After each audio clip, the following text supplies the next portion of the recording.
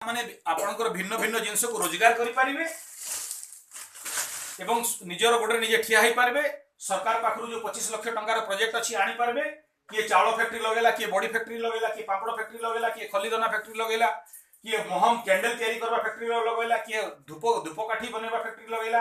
निजे निजर घरे निजे निजे करबे। तार परे गाँव स्वास्थ्य केन्द्र अछि। आपनकर गाँव रे गोटे चिकित्सा केन्द्र तैयारी होबो जोठी 240 प्रकार औषधीय गछ लागबो एवं आपनकर गाँव रे समस्तकर घरे घरे औषधीय गछ लागबो।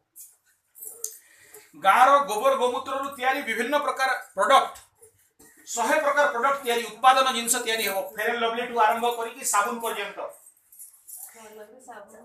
गाँव रो समवाय समिति तैयारी करी कि टिके गोटे मिनिट मु खाली आउ थरे मने पकई दोछि। गाँव रो समवाय समिति तैयारी करी कि बाहर उत्पादन को अधा दाम रे गाँव रे केमिति पहुंचई परिबा। काइना कोनोसी गोटे जिनस आपण भाबुन राउरकेला रे गोटे साड़ी किनबे, से साड़ीटा पालवाड़ा रे किनबे आ से साड़ीटा ए टेलकोई रे किनबे, भिन्नता अछि ना नहीं।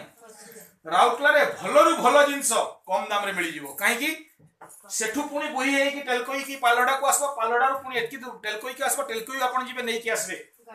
गाड़ी भड़ा ठू आरंभ करी कि सब किछि रहिछि। मारवाड़ी तार फायदा भी रखबो, किंतु जदि से जिनसटा आपनकर गाँ को सीधा पहुंचला राउरकेला रु हेले किबा गुजरात रु हेले कम दाम रे सबुठ भल जिनसटा पाई पारले। तेणु ग्राम्य समवाय समिति तापरे हेला आपनकर गाँ रे फल बगीचा, फूल बगीचा, औषधीय बगीचा एवं ग्राम्य सुंदरीकरण। गाँ गोटे पसबे गाँ रे फूल बगीचाटे अछि। आपण शहर रे आईजी पार्क को जाउछंती बगीचा बुलवा पाई नहीं। गाँ को केंती सुंदर करी गढ़ी तोड़ेबा, प्रत्येक घर केंती सुंदर रहइबो।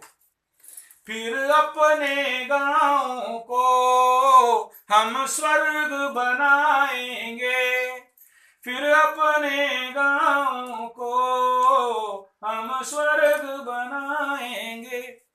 हम गाँ को केंती सुंदर करबा, गोटे स्वर्ग बनेबा, गाँ को केते सुंदर सजै परिबा। समस्त घर आख पाखरे फूल फल इत्यादि गछ रहइबो। गाँ को पसे से गाँ रे एंट्री कला माने लागबा कथा मु गोटे पार्क को बुली जाइछि बोली। बाहर लोक करिवे, नेता एमएलए एमपी माने करिवे, आमे माने चाहिले करिवे, करि परिबा।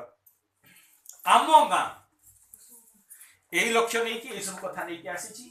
आपण माने जदि या विषय अधिका जानिबा को चाहउछंती, आम विषय आम पाखर जदि या ई सब कार्यक्रम करिबा को चाहउछंती, आपण माने हमको संपर्क करिवे। आमे पुणी आउ थरे आसीबु। थरे कर देकी गले काम हुए नाही। एटा केवल गोटे आपण मानकर सहित बसबा पई कथा वार्ता थिला। हां, चाष विषय रे भी सेंती बहुत किछि पाठ अछि। जीरो बजट केंती हेबो, कृषक केंती आत्महत्या करिवे नाही, केंती आपन चाष रे खर्च होबो नाही, बिना खर्च रे केंती चाष करि परिबे।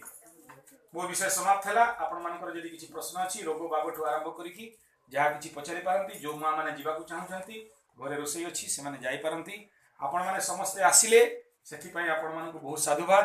आ से मा जो डाकी आनिथिले काहे बोले अंधार रे देखि नै थिले। हां, आपण को बहुत बहुत धन्यवाद जे आपण हमको मौका देले आ आपण डाकी के आनिले आ एते सब काम को कार्यक्रम करे देई पारले। सेठी पई बहुत बहुत धन्यवाद। भगवान आपनकर कल्याण करंतु, आपण समस्तंकर भगवान आपनकर कल्याण करंतु, मंगल करंतु।